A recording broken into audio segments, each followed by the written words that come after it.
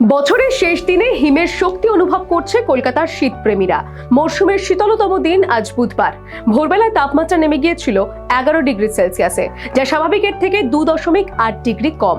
গতকাল অর্থাৎ মঙ্গলবার শহরের সর্বনিম্ন তাপমাত্রা ছিল 12.6 ডিগ্রি সেলসিয়াস। এদিন সকালে শহরতলির রাস্তাঘাট ঘন কুয়াশার চাদরে ঢাকা ছিল। গত কয়েকদিনে হিমেল হাওয়া শহর ও রাজ্যের বিভিন্ন জেলায় প্রবেশ করেছে। হাওয়া অফিস জানিয়েছে, উত্তরে হাওয়ার পথে কোনো বাধা না থাকার কারণে রাজ্য জুড়ে ঠান্ডা বাড়ছে। যদিও নতুন বছরে দক্ষিণবঙ্গের তাপমাত্রা সামান্য বাড়তে পারে, তবে হাড় কাঁপানো ঠান্ডা কিছুটা রেহাই দেবে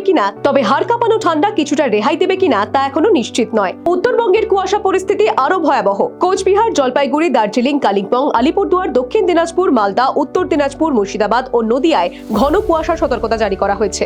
আবহাওয়া দপ্তরের পূর্বাভাস, বুধবারের পর থেকে পারদ ধীরে ধীরে 2 থেকে 3 ডিগ্রি বৃদ্ধি হতে পারে। তবে এই হাড় কাঁপানো ঠান্ডা কতদিন স্থায়ী হবে তা এখনো স্পষ্ট নয়। তাপমাত্রার পাশাপাশি কুয়াশা এবং হিমের প্রভাবে চলতি মরশুমে নিজের অস্তিত্ব একেবারে হাড়ে হাড়ে বুঝিয়ে দিচ্ছে শীত। Bureau report, the wall news.